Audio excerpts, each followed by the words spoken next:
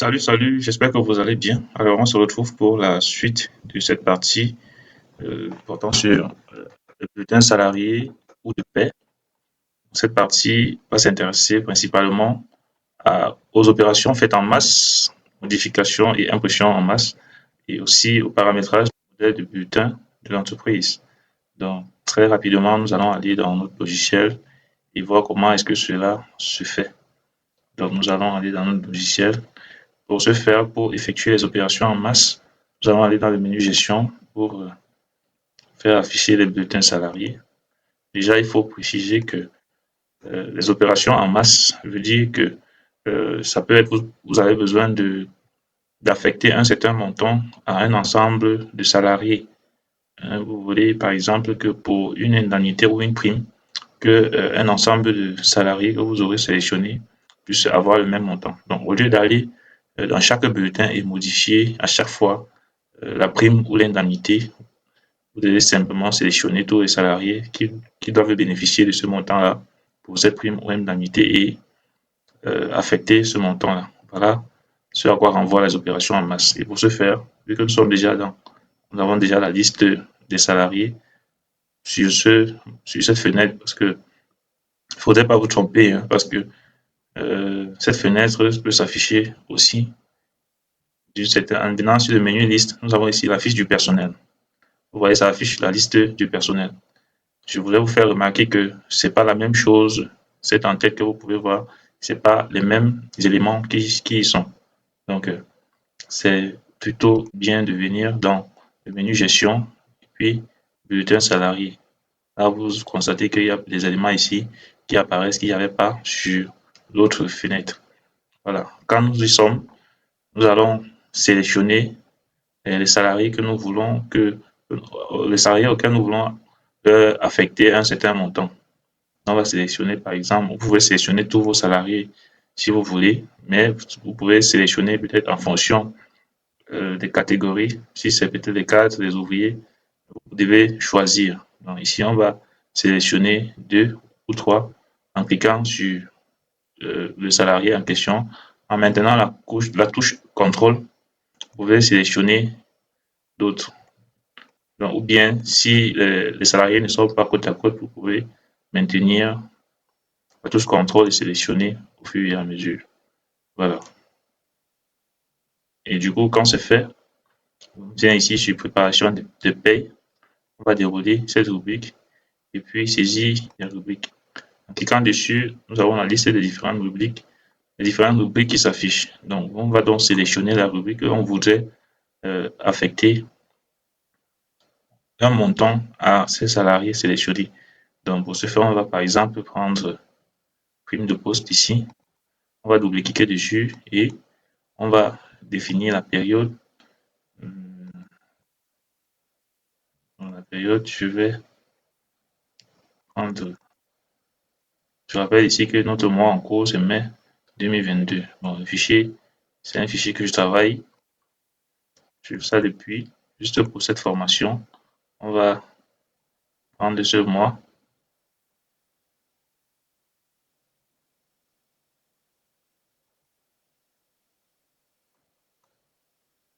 de janvier, non, c'est octobre, 31 octobre. Et puis, vous assurez que ici, c'est activé pour pouvoir affecter le montant que vous voulez. Ça peut être 50 000. Et puis, on va cliquer sur OK. Donc, en allant regarder tous les salariés que nous avons sélectionnés, nous verrons que sur la prime de poste, ces montants ont bien été affectés. Comme vous pouvez le constater, 50 000 ici. Et on va sélectionner qui d'autre a été sélectionné. Vous voyez, 50 000.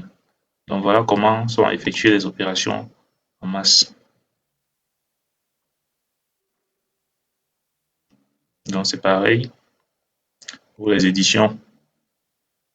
C'est pareil pour les éditions. Donc, vous pouvez également effectuer les saisies des absences ou les saisies des horaires, des heures supplémentaires ou des heures de travail. Voilà. Donc, nous allons maintenant aller voir comment effectuer le paramétrage du bulletin modèle de l'entreprise.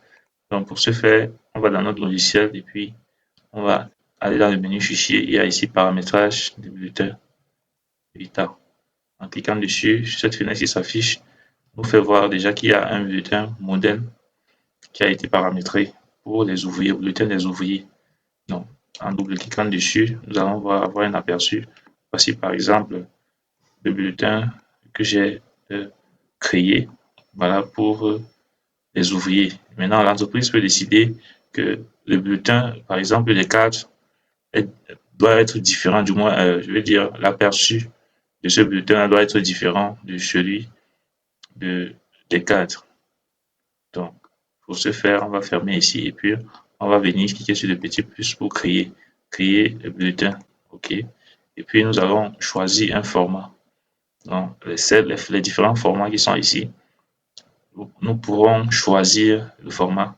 Donc, vous allez choisir le format que vous voulez en fonction, n'est-ce pas, de ce que, l'apparition des éléments que vous voulez faire apparaître sur le bulletin des salariés. Donc, je vais prendre ce format et l'agrandir. Donc, voilà.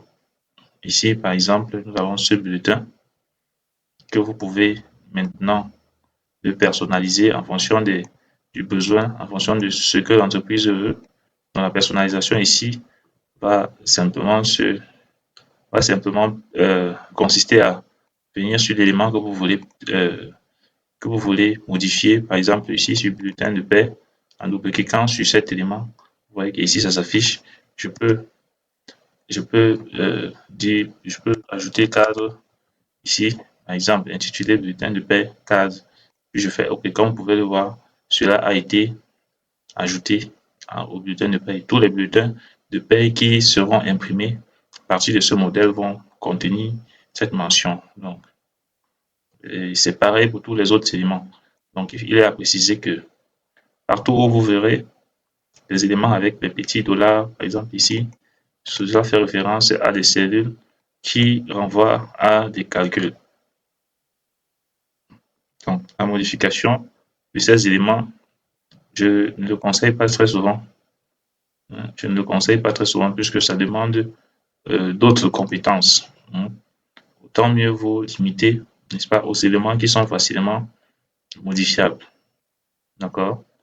Et nous allons donc enregistrer notre modèle et indiquer son nom bulletin 4. Puis, nous allons faire OK et puis nous allons le fermer. Comme vous pouvez le constater, notre bulletin est effectivement créé. D'accord? Donc, profitez-en pour vous abonner. Si vous avez des questions, n'hésitez pas à les poser en commentaire. Je prendrai du temps pour apporter des éléments de réponse. Abonnez-vous, likez, surtout partagez la vidéo. Cela devra m'encourager davantage. Donc, on va se retrouver à la prochaine vidéo pour aborder la leçon 5 qui portera cette fois-ci sur le calcul des bulletins et l'édition des bulletins. Aussi une partie très importante. Donc, abonnez-vous et voilà, on va se dire à la prochaine vidéo. D'ici à là, portez-vous bien et que Dieu vous bénisse. Ciao.